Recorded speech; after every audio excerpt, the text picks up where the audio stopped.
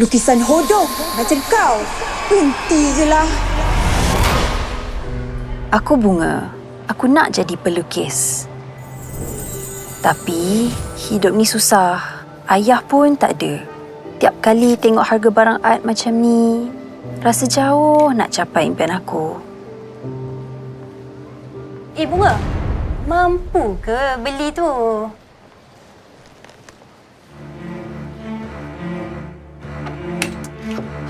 Pergi mana? Tak ada mana.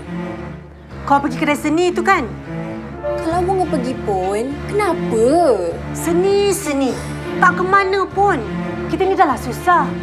Nak raya lagi. Semua salah.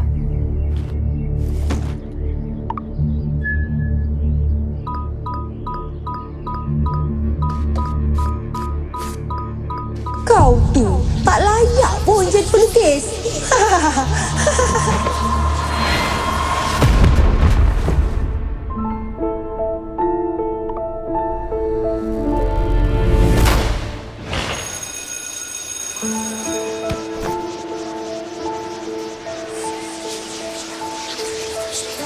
Set dia mesti fake. Sah-sahlah dia pakai produk Timbang Kilo. Ya Allah, kepangnya tudung dia. Hey! Korang yang aku tak dengar ke? Khairah kata beg kau tu Ain fake. Marisa kata kau pakai produk Timbang Kilo.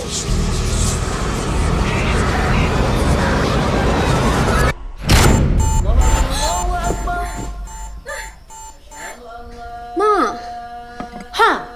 Ni kau lah tu. Tidur lagi waktu maghrib. Dah, jom muka. Kenapa ni? Bunga minta maaf. Bunga banyak buat salah dengan Mak. Tak apa. Bagus Bunga dah sedar. Mak, Bunga nak sangat restu Mak. Bunga tak nak give up jadi pelukis. Bunga, kalau tu yang Bunga nak, Mak sokong. Tapi Bunga kena usaha sendiri. Bunga, buang yang buruk, jadi yang terbaik, ya?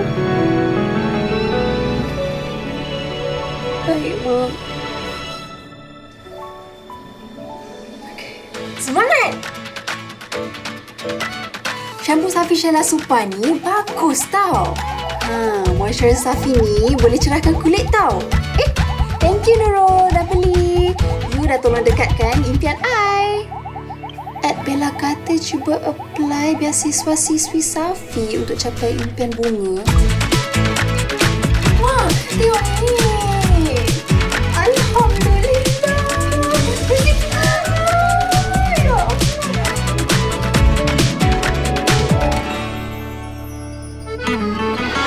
Orang akan sentiasa berkata-kata. Tapi bila kita percaya diri, tak putus asa, kejayaan pasti menyusul. Kerana hidup ibarat sebuah lukisan. Indahkannya dengan usaha.